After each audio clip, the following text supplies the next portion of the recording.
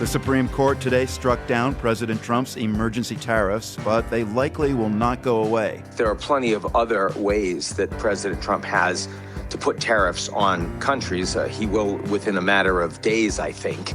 I'm Marco Werman. Also, the U.S. striking Iran is still on the table. We speak with Iranians preparing for the worst. And after a hiker left his girlfriend to freeze on a mountaintop, an Austrian court reaffirms a mountaineer code of ethics. It was his responsibility to decide that they should have stopped. Plus, U.S. versus Canada in ice hockey is all the talk at the Olympics.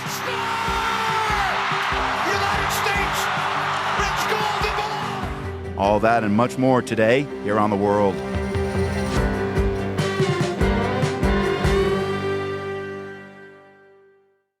This is The World. I'm Marco Werman. Thank you for joining us this Friday. Carolyn Beeler is on assignment. She'll be back with us next week. We begin today with a long-awaited decision from the U.S. Supreme Court. In a 6-3 ruling, President Trump's emergency tariffs on foreign goods were deemed to be unlawful. Tariffs have been a central part of trade policy under the Trump administration. The president sees them as a corrective for what he's called the injustice of global trade. But tariffs have also been wielded as a stick in U.S. foreign policy over the past year, wreaking havoc across the globe. Ian Bremmer is president of Eurasia Group, an international consulting firm.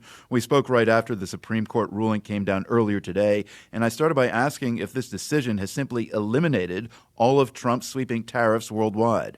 There are plenty of other ways that President Trump has to put tariffs on countries. He will, within a matter of days, I think, impose tariffs under Section 122 of the Trade Act of 1974, and that allows a 15% tariff for like 150 days. He has other tariff mechanisms that he can put after that as well. But the IEEPA tariffs are gone. This idea that you can use national emergency to get around the fact that Congress has tariff authority and the president can put tariffs on anyone he wants at any level, that has been struck down. It should have been obvious that it was going to get struck down, and it means that literally overnight, we have gone from an effective tariff rate of about 14.5% to under 8%. And that's a big hit for Trump's authority.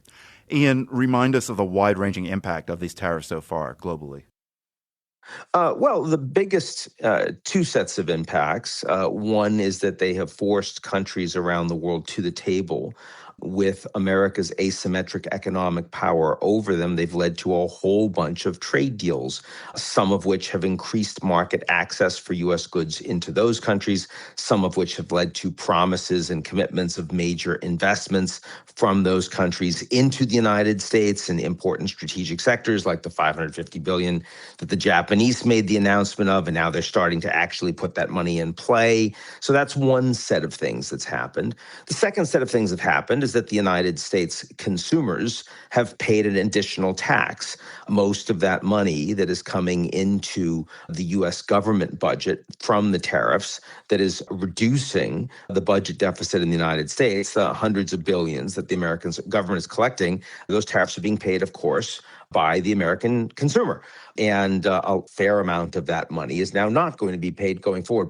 But there is no mechanism. There's no ruling from the Supreme Court on paying back the tariffs. That's going to be left for other lower level courts to rule on, which will surely happen over the course of months. And that's going to be very complicated. As to the accounting, did the tariffs bring in the millions or billions of dollars that was promised? Yeah, the tariffs have brought in all sorts of money. But remember, the promises were that that money was going to be paid by the foreign governments, and that's just not the case. And everyone kind of knew that. There was just a study that came out with the New York Fed last week that made very clear that the overwhelming majority of those tariff costs have been paid for by the Americans. There's a similar report that has been done by Goldman Sachs. There's others that have some work that's been done by the ECB. All of that has been very, very clear that the money that's being paid, which is bringing down the U.S. deficit, is being paid by the American voters. Was there a political reputational hit for the U.S. in the eyes of other countries through these tariffs, and how significant has that been? Well, the reputational hit is that the United States has had a series of agreed to trade deals which they've reached. So, I mean, you look at USMCA, the US-Mexico-Canada agreement that replaced NAFTA. And when Trump was president first time around, he said it was the greatest trade deal that had ever been signed. And then he comes in president this time around and he unilaterally breaches the terms. Now, the Mexicans feel like they have no choice but to align with the Americans on this and give the U.S. everything they can. But the Canadians have hit back pretty hard, and they are working to diversify. That's why Mark Carney, the prime minister, went to Beijing and, sort of reduced restrictions on Chinese electric vehicles coming into Canada. That's why he's trying to orchestrate a broader trade deal between the CPTPP, which was the Trans-Pacific Partnership minus the Americans when Obama couldn't get it done, and the European Union would be the largest multilateral trade deal in history, wouldn't be driven if it wasn't for Trump and his unilateral orientation towards tariffs. So he gets credit for that, credit for diversification efforts of other countries away from the United States in terms of trade flows, supply chains, and the like. So what happens now? What happens now is Trump is going to quickly use other mechanisms to put those tariffs back on those countries. And there's going to be a gap. There'll be a number of countries that will see significantly lower rates than the rates they have right now as a consequence of this Supreme Court ruling, in particular China, India, Mexico, Canada, and Brazil. And, China in particular, it's a pretty big deal because Trump is going over to China to negotiate with the Chinese on trade. And now all the fentanyl-related tariffs that the Americans have put on are now ruled invalid. So the Americans and Trump go to Beijing with less leverage than he thought he had a day ago. I'm speaking with Ian Bremmer, president of Eurasia Group, about the decision today by the Supreme Court, 6-3, to strike down Donald Trump's tariffs regime. The president was not coy about using tariffs as the stick part of carrot and stick negotiations. Can you just get a little more specific about what the administration can now use as a stick? Yeah, well, again, they have plenty of mechanisms that they can use. There's this Trade Act of 1974, which allows a 15% tariff for a period of up to 150 days, though there may be some restrictions for countries where the Americans are running a trade surplus. And then after that, you're going to see a bridge for country-specific Section 301 investigations on countries all over the map that would then be the mechanism that the president uses for tariffs after that 150-day period is over. And of course, there's already been a number of agreements that have occurred, which I don't think are going to be undone by those leaders just because the Supreme Court has ruled that Trump didn't have the right to put the tariffs on that he put on. Why? Because there's plenty of other things that the Americans can do if they're upset with you as a negotiating counterparty. So I don't see the Japanese now saying, wait a second, you negotiated with us under false pretenses, so we're not going to actually spend the money we said we're going to. That, I think, is very unlikely. Trump's love and seeming determination to use tariffs is well known. Will his next moves to levy tariffs also go to the Supreme Court? I don't think so, because, again, the other moves are the moves that were recommended by his economics team back in April, and that he chose at the last minute because he was impatient and he didn't want it to take a long time and he didn't want it to be complicated. He chose not to listen. Now he's actually going to have to listen to his experts. It turns out that a lot of the people that Trump has appointed on his economics team, on his foreign policy team, a lot of them are actually quite capable in terms of their policy background. But that doesn't mean that Trump is necessarily going to listen to him. And no matter how good your team is, if you decided that you know more than they do and you're not willing to actually listen or accept any countersway, any criticism, then the team's not going to be very effective. Ian, still early hours after this decision, but do we have any reaction from how other countries see this ruling? Well, I just spoke to the leader of one of the big multilaterals about half an hour ago, and that person was completely unsurprised. The markets haven't moved very much on this, which means the markets have long expected. The IEEPA ruling has taken some time to come out. There were rumors it was going to be a month ago, a couple weeks ago. But I think the markets understood that this was Trump acting to breach the law and he was going to be constrained. So again, from Trump's perspective, it's better to ask forgiveness than permission. But ultimately, the punishment comes. And the Supreme Court happens to be an independent branch of government, and it rules as such. I mean, if there's any surprise, it's that the ruling was only 6-3, it wasn't 9-0, because there's no real effective legal argument here that Trump did have the authority to levy these tariffs in place. And, what we have seen in the past 2 months are a number of occasions where things that Trump thought he could get away with, turns out there was a lot of opposition. We saw that with his efforts to annex Greenland. We saw it with sending ICE into Minneapolis. We've seen it with Trump's announcements on wanting to nationalize or federalize elections in the midterms because he says they're rigged. And now we're seeing it with IEPA. And this is a significant number of Trump announcements and decisions that just aren't so. So if his advisors are so smart, why didn't they tell him to use a 1974 law instead of the 1977 EPA? Look, it was very clear that they were trying to do that, as I said. I mean, and not all of the advisors were. I mean, Peter Navarro in the White House was the one that came up with this. Let's just use this one mechanism, and here's the percentage, and here's how we levy tariffs on everybody. But as we know, this reminds me of the January 6 pardons. Trump, as he was running for re-election, he said that he was only going to pardon some of them, not all of them, not the violent ones.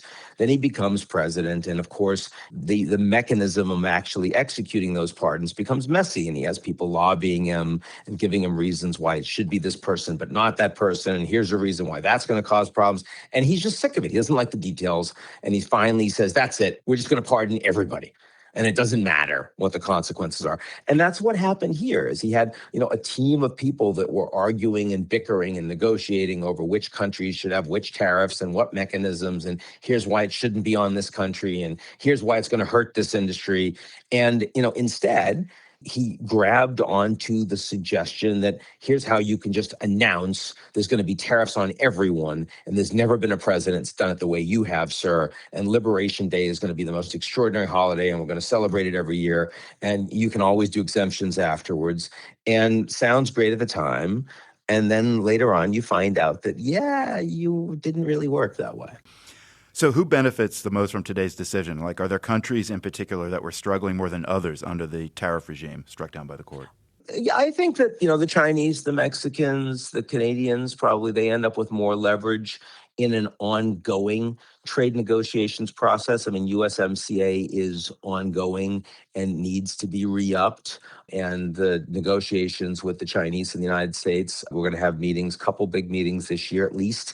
And those are very live meetings. So I'd say they probably are the big winners. And the other winners, comparative winners, are the American consumers that won't have to pay as much in tariffs. Are the relationships with those countries you just mentioned likely to be repaired or at least trend positively upward as a result of the Supreme Court ruling? No, not at all. The reason that there's a challenge in these relationships is because they see the United States as less predictable and less reliable. And there's nothing about the Supreme Court ruling that fundamentally changes that in the near term. What are you watching for next, Ian? I'm just going to see sort of how quickly the president is able to move and on putting, new tariffs in place that will ease the sting of this ruling. And also, of course, more immediately, you want to see how Trump responds to the Supreme Court itself.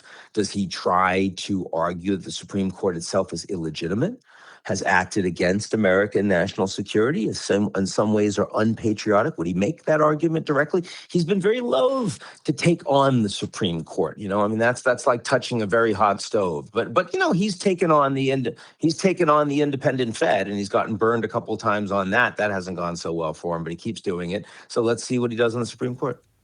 That was Ian Bremmer, president of Eurasia Group, speaking with me today about the impact of the 6-3 Supreme Court ruling that Trump's emergency tariffs are not legal.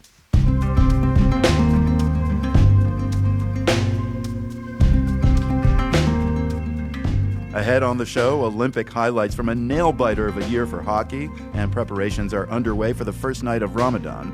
But up next, in Iran, fears of war are intensifying. Stay tuned. You're with The World.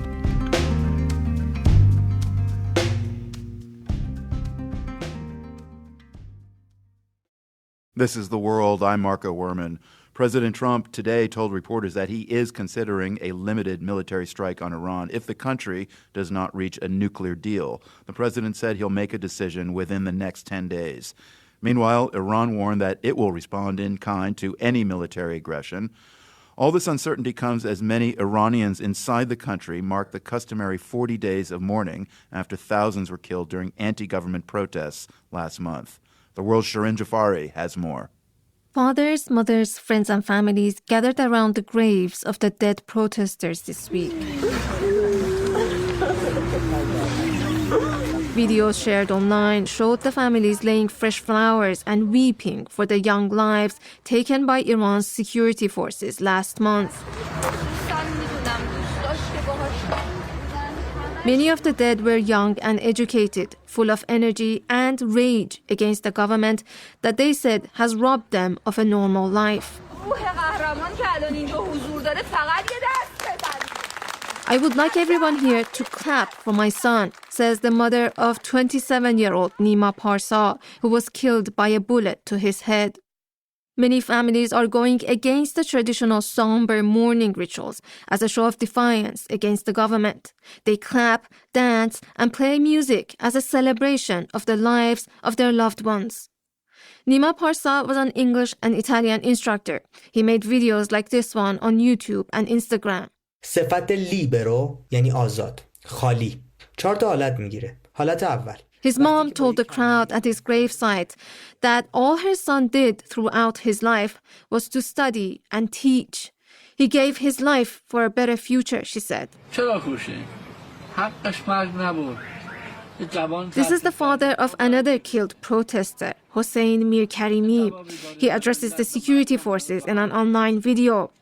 Why did you kill my son, he asks. He didn't deserve to die. He was a hostage to this government and its policies. Thousands of people were killed last month in the protests, which were some of the biggest Iran has seen in recent years. Iranians from all walks of life went out to the streets to demand the fall of the government and removal of the supreme leader, Ali Khamenei.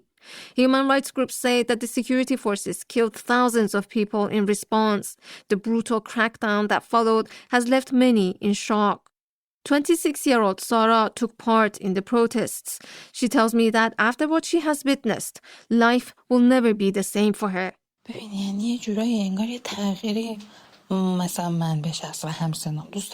She says people my age want to see a change in this country, even if that means the start of that change is chaotic. کوچکترین چیزی که یه نشونه از امید باشه هرچند کورکورانه آدم ناخودآگاه طرفش کشیده میشه. I've reached the point where I feel like anything that gives me the slightest glimmer of hope, I am drawn to it, she says.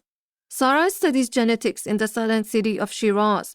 She says despite investing in higher education, it would be unlikely for her to find a job when she graduates. She lives with her parents. Her father is a retired teacher. And she says the family can't afford basic necessities. It's this despair that sent me to the streets, she tells me. Over in the capital, Tehran, 37-year-old Hasti tells me she recently lost her job at a travel agency. She takes care of her elderly mother who was recently diagnosed with lung cancer. دیگه تایم تصمیم گیریه. یعنی فکر میکنم که مردم ایران بهای این اتفاقها رو همه رو پرداخت کردن. This is a decisive moment for us, she says. We have paid a heavy price for demanding our freedom. واقعا متاسفم، خیلی ناراحت کننده است این موضوع رو گفتن، ولی باز ما هممون در شرایطی هستیم که She says it pains me to say that we are in a position to ask for outside help to get rid of this brutal government. But these leaders don't hesitate to kill their own people to stay in power. Iranians have been tracking the military buildup around their homeland for weeks. They've become familiar with names like U.S. carrier Abraham Lincoln and Gerald Ford. As the news about a possible imminent strike spread, some Iranians are taking to social media to share tips about how to stay safe. 1. با خانواده برنامه اضطراری مشخص کنید. اگر از هم دیگه جدا شدید Prepare an emergency plan with your family, says Niki Yaghmai, a musician and content creator. Designate a meeting point in case you get separated. Stock up on dried goods and water, he says. Meanwhile, the government continues to punish protesters. The human rights organization Amnesty International said today that at least 30 people who allegedly took part in the protests face the death penalty. It said 3 of them are minors. For The World, I'm Shirin Jafari.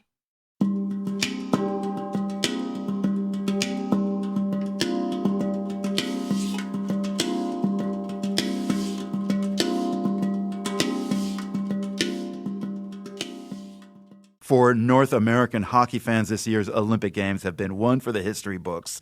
On the men's side, NHL teammates became rivals as nearly 150 pro players represented their home countries. This is the first time since the 2014 Games that the NHL has taken a break in its schedule to allow players to compete in the Olympics. Boston Bruins goaltender Joonas Korpisalo says he jumped at the chance after he was named to Team Finland. You never know. It was the first or last, for the NHL guys in the Olympics. And like I said, it might be a one-time opportunity. Finland lost their semifinal matchup against Canada today, but remain hopeful for a bronze medal. On the women's side, there was no shortage of firsts and broken records. France competed for the first time ever. They came in last place in the tournament of 10 teams. Both of the women's finals went into overtime. Sweden and Switzerland played for bronze yesterday. Both scored just 1 goal during regulation play. Then, with under a minute remaining in overtime, Swiss powerhouse Alina Müller found the back of the net. Müller for Vey, back for Müller! She scores! It's hardware for Switzerland and heartbreak for Sweden. Yeah, a victory that harkens back to 2014's bronze medal match, also between Switzerland and Sweden, when a 15-year-old Müller scored the game-winning goal to become the youngest hockey player to ever win an Olympic medal. Yesterday, the U.S. and Canada faced off for the gold. Their rivalry was as heated as ever, with Canada scoring first. The score stayed 1-0 until the final 2 minutes when Team USA captain Hillary Knight tied it up, allowing teammate Megan Keller to secure the gold in overtime. Pass for Keller, a defenseman. Nice move, cuts to the net, score! Megan Keller, the overtime hero, United States, wins gold in Milan! The U.S. were favored to win, but nobody expected it to be that close. Canada's captain Marie-Philippe Poulin had this to say on the loss. Sadly, we came out short, but I don't think it was a surprise. Canada, U.S. in overtime in a gold medal game. It can go either way, and sadly, we came out short.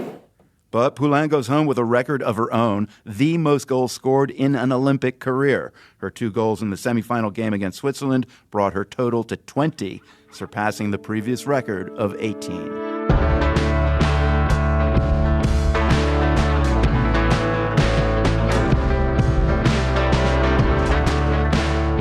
When you think about the priorities around the future of energy on the planet, you might think climate change would be way high up on the list. Well, that list just came out, and climate change is not on it. That conversation is ahead. You're listening to The World.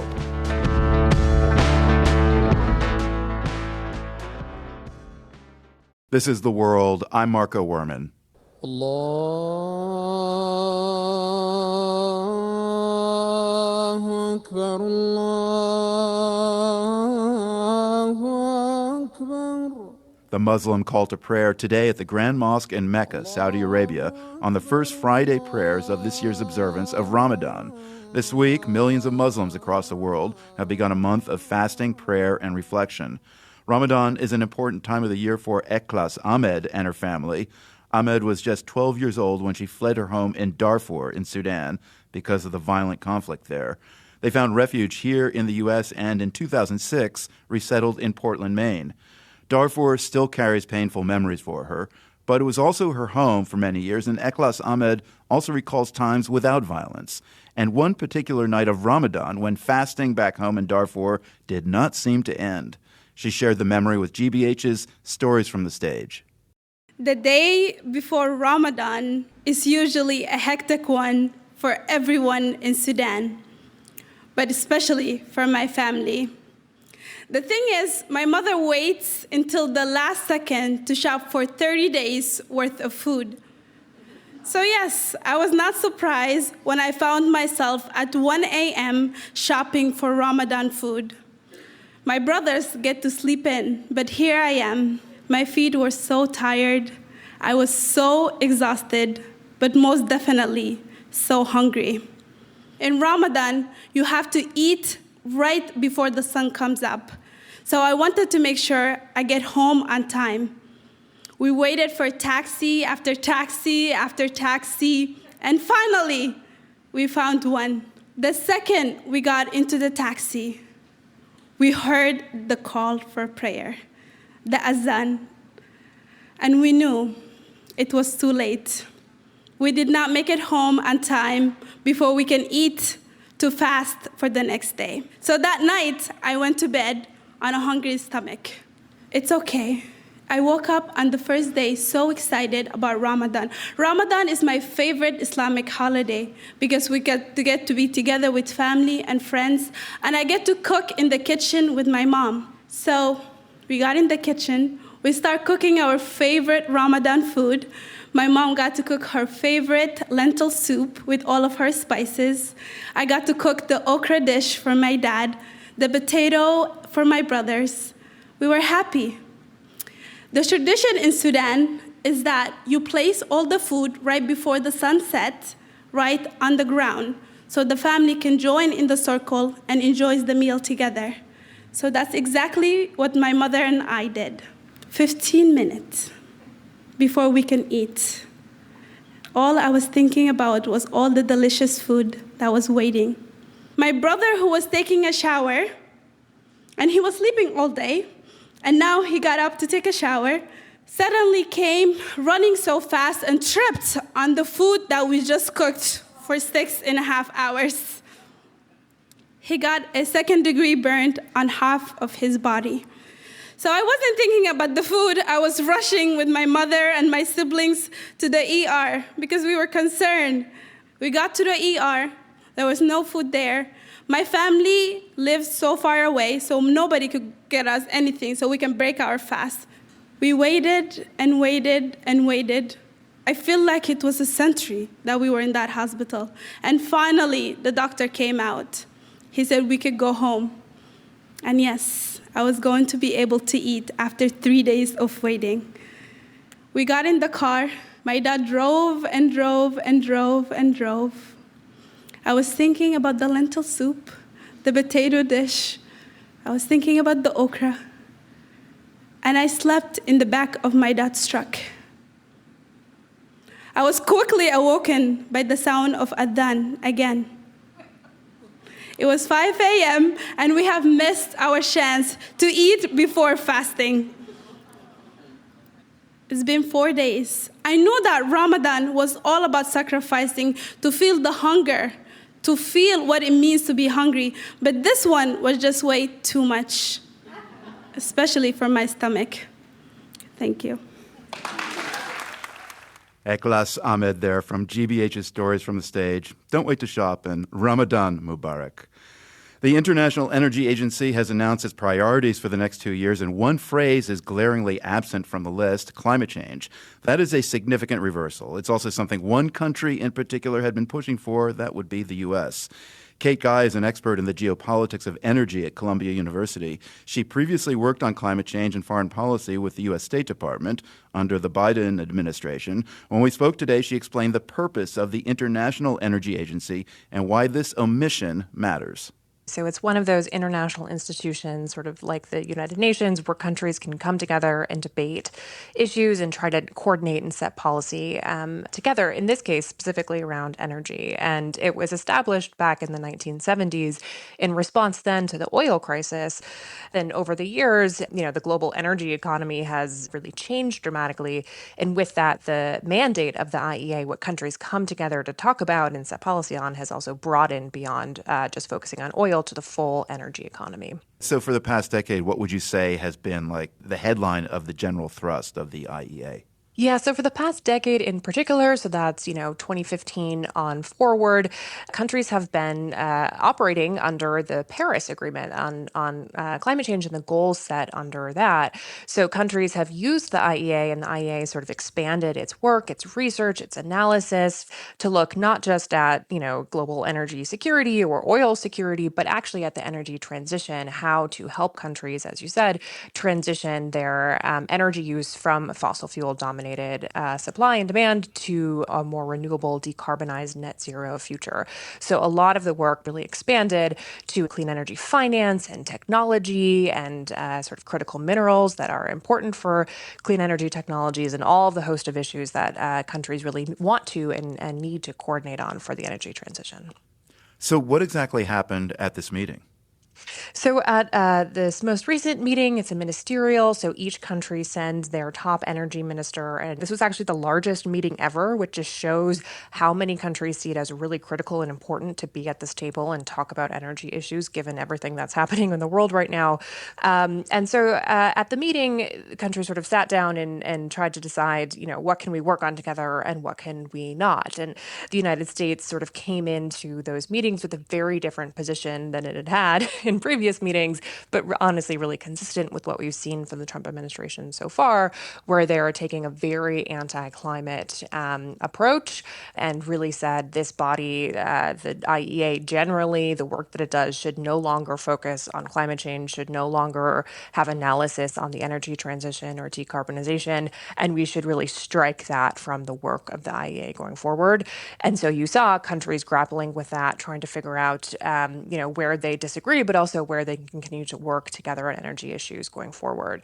And as you say, ultimately, countries are not able to agree on a joint statement, which you would normally see coming out of one of these meetings and one of these ministerials. But there were other issues that countries agreed to work on, like critical minerals, supply chains, and energy security, which is top of mind for many countries.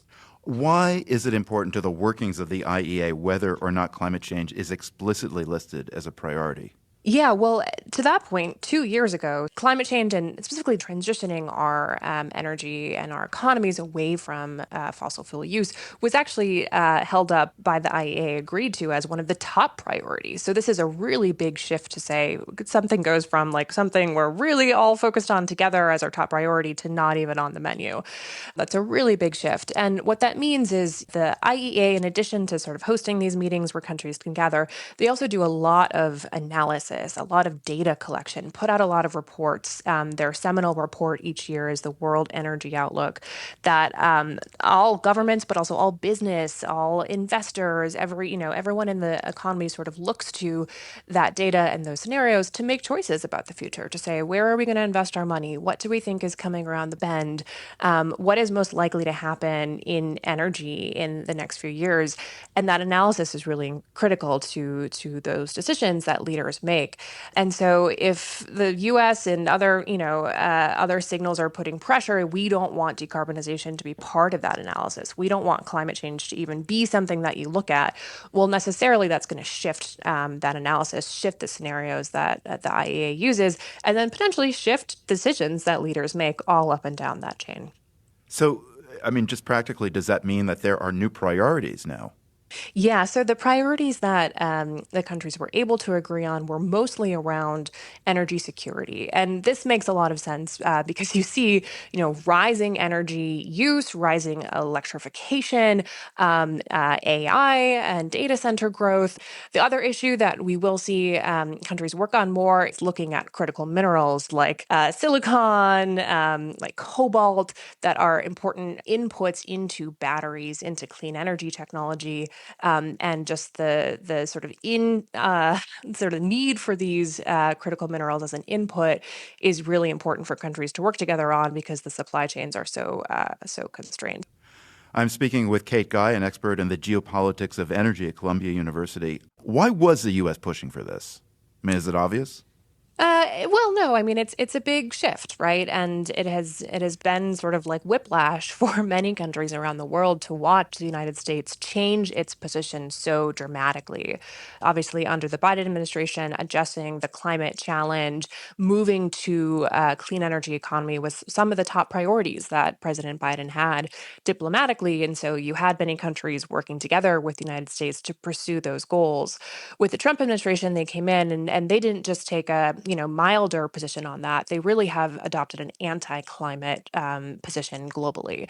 So they will sort of come into international negotiations like these at the International Energy Agency and say, not only, do we not want to work on climate, we actually, want any any sort of emphasis on that removed, any funding for that removed, and put really aggressive tactics to those policies and those interests. And that's not just a break from, the Biden administration, that's a break from the policies of the Bush administration. Many Republican administrations before that still saw and would pay lip service to the need to work on climate change, even if they didn't make it as a top priority. And so, countries around the world are seeing the U.S. backtrack from its commitments. And that's quite difficult and quite stunning for them to then figure out, well, how do we keep working on this thing that we've all said is really critical, one of the top defining global challenges, if one big and very important country to global energy and the global economy is now, actually turning the screws on us and saying we can't work on that. So I gather there was some resistance from other countries. What happened there? Definitely, yes.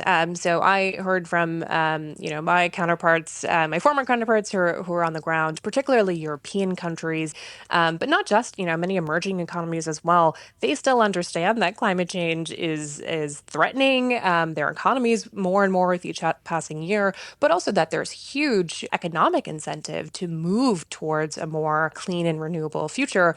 At the same time, I think what we see from the reporting and from what happened on the ground is they really felt the need to placate the United States in this really aggressive position. At one point, the Trump administration was threatening to leave the IEA to, take its ball and go home if they didn't get what language they wanted. So, countries placate and diplomats will be diplomatic. But at the end of the day, most countries, especially China, Europe, and others, understand that an energy transition to renewable energy is their future. That makes sense for them economically, and they'll continue to work on that.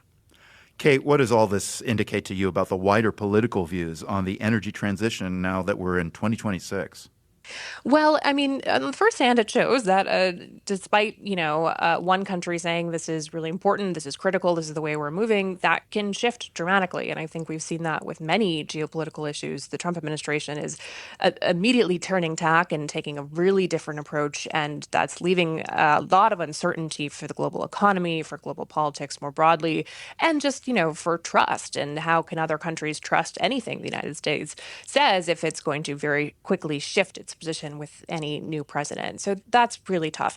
I think what it also shows increasingly is you have some countries going in one direction and other countries going in another direction. My colleagues at Columbia University have called this the electrostate versus petrostate divide. And you have some countries, China, Europe, many other developing economies as well, saying our future is in clean technologies, is in electricity, is in producing the jobs and inputs that go into an increasingly clean, decarbonized economy. And you have other countries where they're sort of doubling down on a fossil fuel powered economy. And that's a really big divide emerging on the global stage. And the Trump administration is really often leading the pack now in negotiations on that petrostate perspective. Wow, electrostate versus petrostate, that kind of sums it up. And the fundamental problem being that carbon emissions do not respect borders. So where do things go from here with these divergent paths you just described? That's a really good point, because the backdrop to all of this, to all of the negotiations and all of the meetings and all of the diplomacy is the science, right? And is what's happening in the world. And with each passing year, we see greenhouse gas emissions, those, heat trapping gases in the atmosphere, which just, increase the global temperature more and more on that dial with each passing year. They're continuing to rise. And that's unfortunately, despite a lot of good efforts, that's despite renewable energy and clean energy technologies dramatically being reduced in price and really dramatically being an uptake in their use. Even still, especially with the build out of artificial intelligence and the energy demand there and across the economy, we're seeing those greenhouse gas emissions still rise. So a lot of people are seeing this as a step back from even where we need to go, that we're not on track for, and unfortunately a reality where climate change is going to cause that many more extreme and persistent impacts into the future. Yeah, and you kind of leaned into this just a moment ago. How worried are you that as the U.S. continues down that petrostate path, other countries will just throw their hands up in the air and say, all right, yeah, fossil fuels, gimme? Yeah, I am worried about it because I think, the science demands that we move as fast as we possibly can. This is not going to be an immediate or a fast transition, and steps we take now or steps we do not take now can just mean another tenth of a degree of temperature rise, which has huge implications for lives and livelihoods around the world. At the same time, I think increasingly the analysis is pointing towards countries like China, despite being the largest global emitter, despite a ton of fossil fuel use, particularly coal, to power their economy, they believe by mid-century, by the end of the century, the world is moving to a more electrified, clean energy powered world, particularly with the huge increasing demand from artificial intelligence. They are making the calculation that will be powered likely not by fossil fuels, but by renewable energy technologies. And so what really worries me as an American, as someone who cares about the American economy and American jobs, is our competitiveness, right? And how we are competing with the economy of China and others if we've sort of doubled down on the energy sources of the past and instead sort of ceded that innovation edge to China and to our competitors. Kate Guy joined us from Columbia University, where she is managing director of the geopolitics of climate change and the energy transition.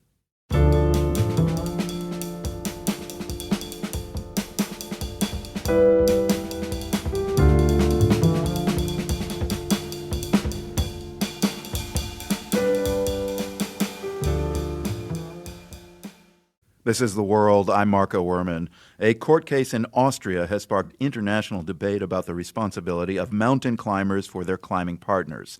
A judge handed down a guilty verdict this week for a man the courts are calling Thomas P., who left his girlfriend to freeze to death near the summit of Austria's highest alpine peak. The couple wanted to climb Großglockner via a difficult route, the so-called Stüdelgrat, and the weather that day was nasty. That's Antonia Raut, a journalist for Der Standard. She's covered this case in a podcast. The attempt was a difficult one from the beginning. Antonia joined us from Vienna to discuss the verdict. She started by explaining what happened to the couple.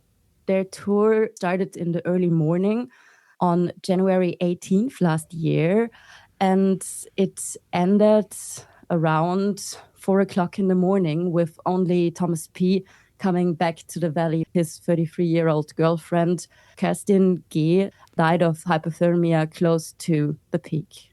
You are from Tyrol, as I said, the region of Austria where all this took place. What sort of climbing skills are needed to summit this particular path up Großglockner? Well, it's definitely more than a hike. So it's advanced climbing. There's also videos of that route on YouTube. So people might want to check that out. You get a pretty good picture of how advanced you have to be. And you also have to say it's a lot of altitude you have to climb in one day. So it's a really, really heavy piece of hiking you do there. What did prosecutors argue in this case in court? They said that he was the far more experienced one of the two, and so it was in his responsibility to decide that they should have stopped the attempt around a certain point because it's kind of a point of no return. And in fact, after that point, they got into troubles, and because they didn't return earlier, that might have been why she died there. So what was the Austrian law that basically underpinned the prosecutor's case? So if two people go on a hike or a tour together and one of them is far more experienced, he is the guide, even if he's not a professional guide in that way. And that is a very specific law that hasn't been in use a lot before. And so it's kind of a precedent case as well. But that is striking, that there is a law in Austria that is looking specifically at mountaineering and that the most experienced climber in the group has responsibility for the least experienced. Is that correct? It's in the alpine scene in Austria, a verdict that's been discussed a lot now. Experts say that it shouldn't make people too nervous because as long as you're taking responsibility and really trying to figure out situations carefully, it shouldn't affect you. So that's what underpinned the court's decision. But the prosecutors also found that this man made a series of bad mistakes, right? Yeah, you can say so. There were like 9 mistakes listed, although the judge didn't see all of them really happening. But you could say some of the very important ones were that they did the tour at all because she was not experienced enough, the court said, for a tour like that. And also that there wasn't a call for emergency at a point when it got dark, and there was even a helicopter looking for them at some point, and they didn't give it signals, like proper signals, if they needed help or not. Those seem like really fundamental errors. The court handed the defendant a 5-month suspended sentence and fined him over $11,000. It's a guilty verdict, but he can still appeal, and there's a possibility he may be ultimately let off. Is that right? Exactly. On the one hand, a surprising decision because there haven't been a lot of guilty sentences in that way, but it has also been clear to many people that he wouldn't have been sent to prison. I'm speaking with journalist Antonio Raut in Vienna about a recent case there that caught a lot of attention, about a mountaineer who left his girlfriend in a precarious situation on a mountaintop while he went to get help. She ultimately froze to death. Antonio, a lot of people mountain climb in Austria. The judge was himself an experienced mountaineer. So how typical a situation is this? I can imagine tragedies like this are not uncommon in the Austrian Alps. Unfortunately, they aren't. And I think we have to say that not a lot of people will come to a situation like this fatal. But a lot of people who have ever been to the mountains know that, for example, weather conditions can change very quickly, and you just have to make decisions based on your environment and also on the group you are hiking with. And it is definitely a case that's brought back to mind that in the mountains, climbing, but also just hiking, you really, really should stay on the safe side always. Well, you're kind of edging into what I was going to ask you next, which is, since you're from this area, Antonia, what are the best practices when you're planning to go up a mountain like this? Are there certain things you should always bring or remember? Well, preparation is key. Also, you have to really check your gear. You have to know your gear. Weather conditions are key. So that's all stuff that you should be informed of. And like in best practice, you would learn it in courses by specific alpine schools or the Alpenverein. So education is also key in the mountains. Hiking isn't something that just comes to you naturally just because you can walk. Yeah, I mean, clearly, as you mentioned, there were things that should have been done that might have made a difference in the fate of this woman. At the same time, though, nature is unforgiving.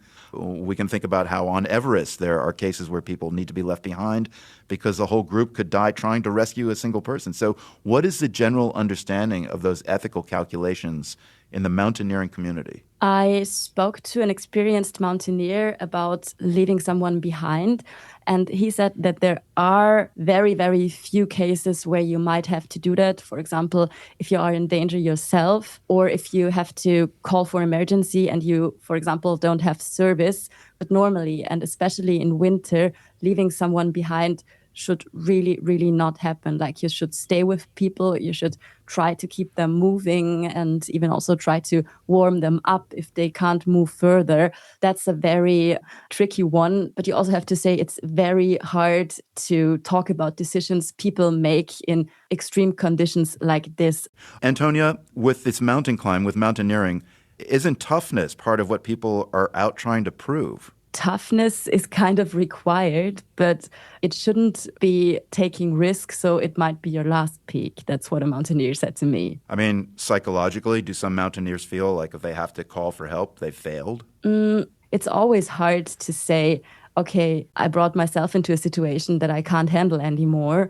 But I guess failure would be if you die because you can't say, okay, I made a mistake. And that was Antonia Raut, a journalist with Der Standard who covered the case of the guilty mountaineer in a podcast. She joined us from Vienna. The World is produced by GBH and PRX, broadcasting weekdays from the Nan and Bill Harris studio in Boston and from the Department of Communication at UC San Diego. I'm Marco Werman. Have yourselves a great weekend. The World is supported by the Carnegie Corporation of New York, working to reduce political polarization through philanthropic support for education, democracy, and peace. More information at carnegie.org. By the Lumina Foundation, committed to a fair, universal system for learning beyond high school that offers every American the chance for a better life. LuminaFoundation.org. By the PRX Ambassador Council, whose members include Judy Piggott, the Gruber Family Foundation, the Schmidt Family Foundation, and Gavin Salmonese, LLC. The World's theme music is composed by Ned Porter. The World is a co-production of GBH Boston and PRX.